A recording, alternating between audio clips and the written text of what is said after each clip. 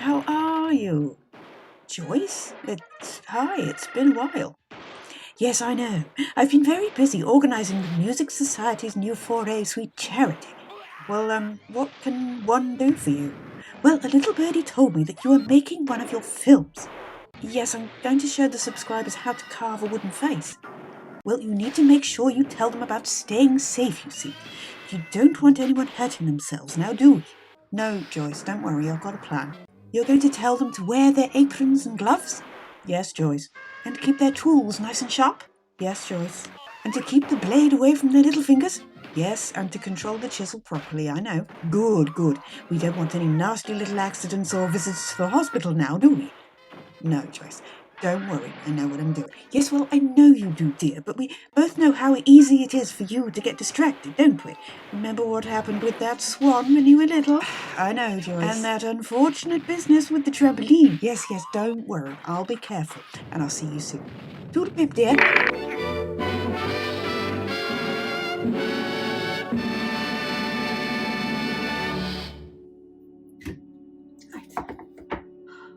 So, first of all, make sure your knives are sharp. Make sure you have your gloves on. Make sure you're wearing an apron. Okay, so second of all, make sure you've got a very nice piece of wood to use. If you have a piece of wood that has a knot in it like this, a great big knot, that's going to be really hard to carve, so don't bother with something like that. A lot of people think that a face is a flat thing, and it really isn't. The nose comes further forward than anything else, as obviously we know, and the forehead. Everything else is falling away behind. So the actually easiest way to carve a face is not into a flat piece, but actually into a corner. So you start carving on the edge rather than on the flat, so that you've already got the plane of the face. It's important to use both hands so that you can control a cut.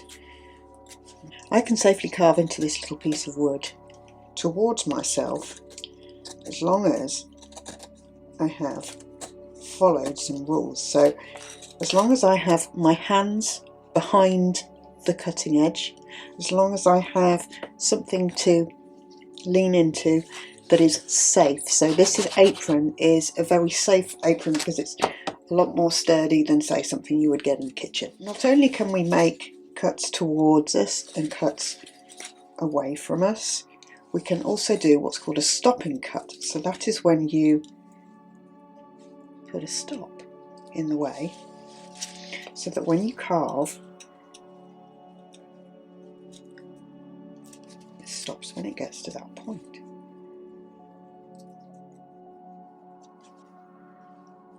Stop cuts. You can go either way. You can cut towards yourself, cut away from yourself, but putting in a little stop so that it doesn't get away from you, so that when you're carving some sort of features, like say the bottom of the nose, you've given yourself a stopping point. When you carve something, you start carving into something and suddenly your drawing has disappeared because you've started carving into it. So I always do a basic drawing of where my eyes, where my eyebrows are going to be, where my nose is going to stop, where my mouth is going to be, where my chin is going to be. Okay, so my eyes are going to be about here, but that's all I really need to know at this point, because all of this is going to disappear. There are no rules about what sort of chisel you should use, what shape of chisel. There are all sorts of different shapes. Find something that you feel happy with in your hands. That's the key to it. I use this particular little chisel a lot just because I like it. Get rid of that corner. Nobody's got a corner in the forehead. Well, I haven't. I don't know about you, but I haven't. Always go with the grain of the wood if you can, because it just makes life a lot easier. So the wood is working with you rather than against you.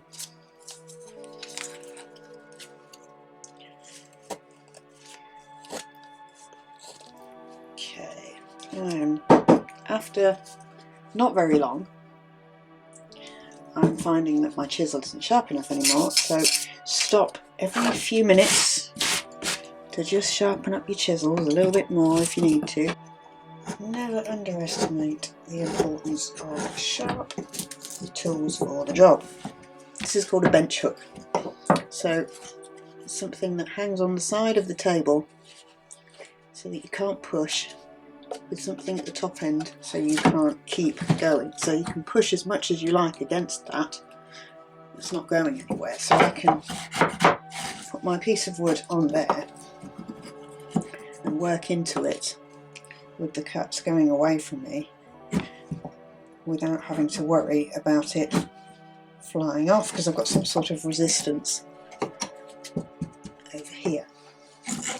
So I can keep turning that and using it to make my cuts, and it's a little bit easier on your hands. So we're a little bit further on. It's kind of starting to appear as a face. Okay, so now I'm going to go back in with my pencil, because I've cut everything off again that I drew before. So I need to keep drawing in, because that'll make sure everything is level with itself. I'll try and make him not look grumpy this time. I always end up with grumpy faces. I'll try and not make a grumpy face. We'll see. Because I never quite know what's inside the wood. The wood decides, you see. The wood decides what it wants to be. He's already in there. We've just got to find him. Now you can, when you're working with wooden faces, be quite extreme. In fact, if you try and be as realistic as possible, sometimes it's actually quite dead and boring. So try and do things that give your character a bit of character, a bit of personality is always good. And how you find that personality is entirely up to you. So I think I'm going to end up with a grumpy mouth again, aren't I? I always end up with a grumpy mouth. What's that about? So I'm going to leave that side as it is for now. Start working on the other side. Because you need to work evenly both sides as you go along. Well, you don't need to. I need to. Whatever you need to do is whatever you need to do. But this is just, as always, the way I do things that I'm showing you. You don't have to do things the same way as me. Start mapping it to match its other side. Where the lines have come in. It's a good idea to have a central line as well. You had it in the beginning because you had the corner of the piece of wood. But now that we've worked back a bit,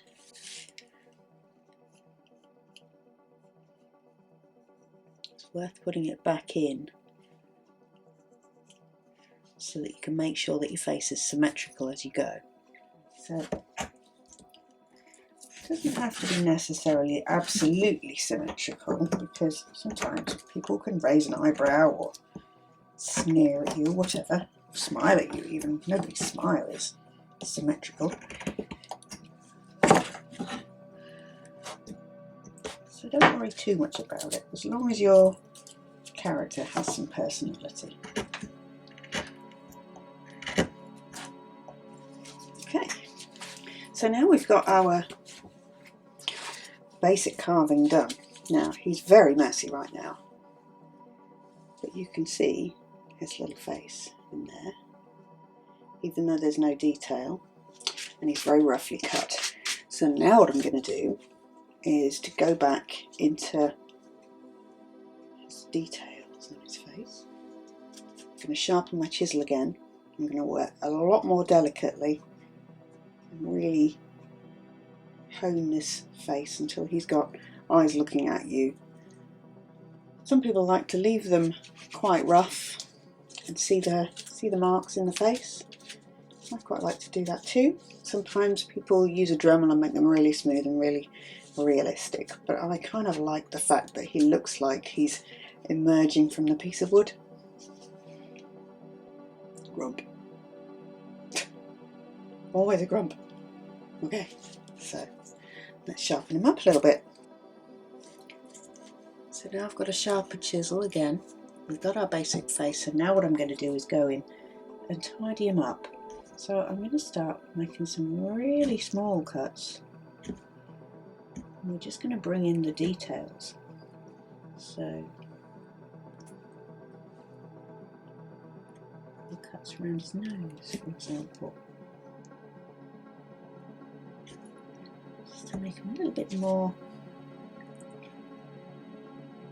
finished off. So this is me working quietly, just working things out, tiny cuts, just to bring in your details. Keep turning the wood so that it's exactly where you need it to be.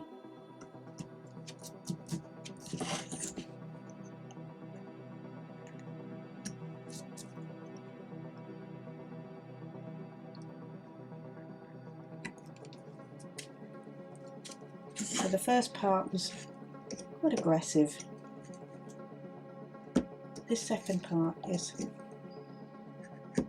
quite organised and peaceful. And really bring his personality into it.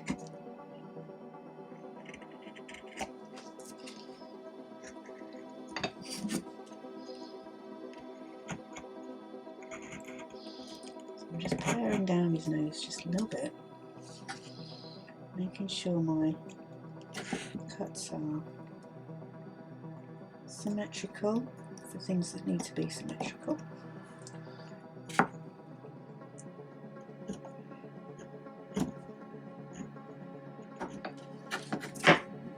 So I'm happy with that little nose.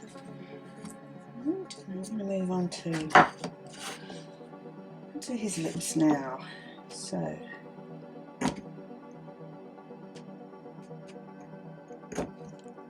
put in a little dip under his nose that we all have. I can't remember what it's called off the top of my head. You know the bit I mean. It's called the internasal depression or philtrum, darling.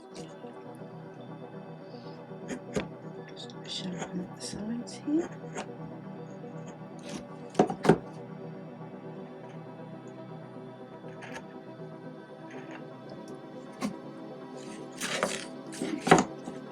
This stop cut is a little bit too severe, so I'm just going to take off a tiny bit of it. Just even him out, make him a bit less severe if I can. Going a little bit further into his hole in his mouth.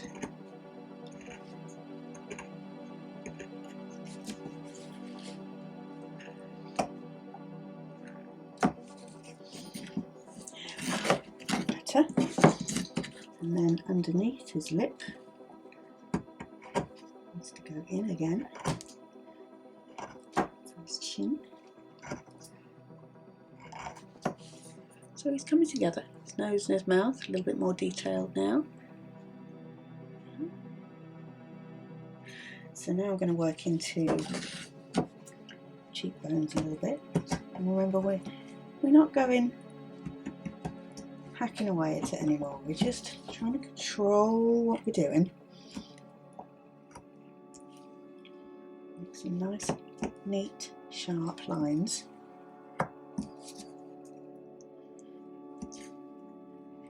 Bring his personality in a little bit.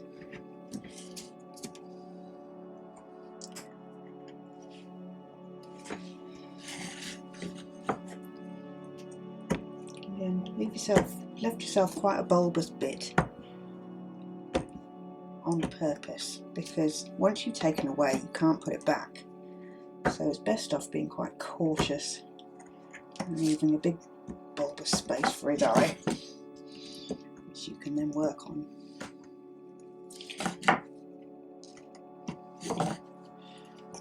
Yeah. So I'm just gonna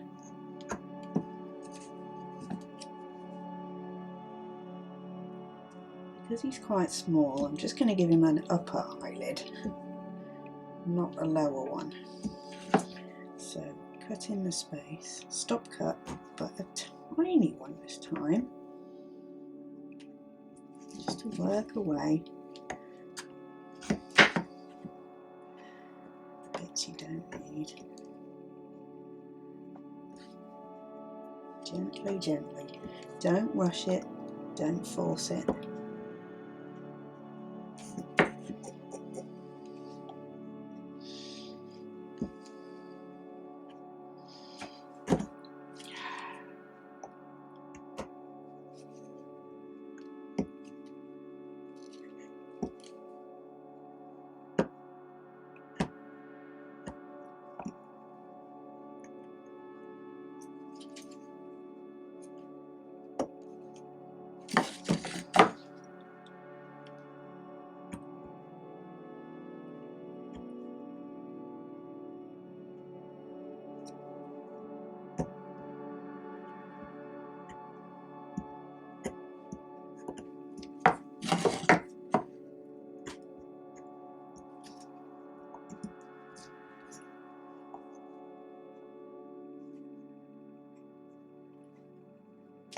Further in, I think.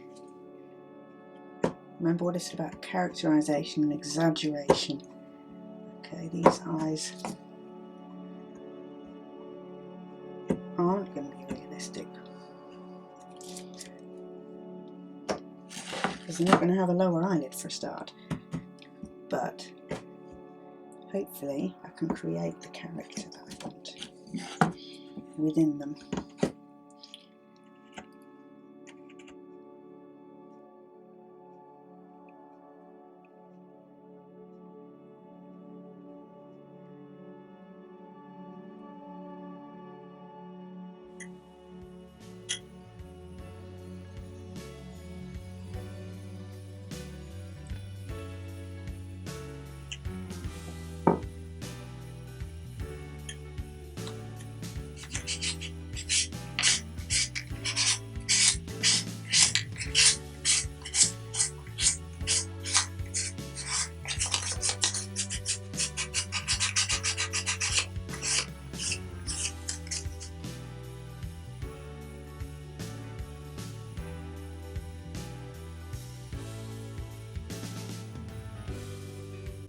So thank you for watching today. I hope you've learned something about carving today, and I hope it made you want to have a go. So remember, health and safety, make sure you put gloves on. Make sure that your tools are sharp enough to use properly so that you don't hurt yourself. If you have sharper tools, you have more control, so you're less likely to hurt yourself, even though you're working with sharper things. Sounds counterintuitive, but it's true. Whether you're cutting towards yourself or away, make sure your fingers are in a safe place, so that there's no chance of you cutting yourself because your fingers are on the other side of the knife, and just have fun with it. Use the chisel you want to use that make you feel most comfortable with. That will be different for everybody, whether you're working with a whittling knife or a carving knife or chisel or whatever you want to work with, whatever works for you. And have fun. Bring the little faces out of the little pieces of wood. See what you find in there.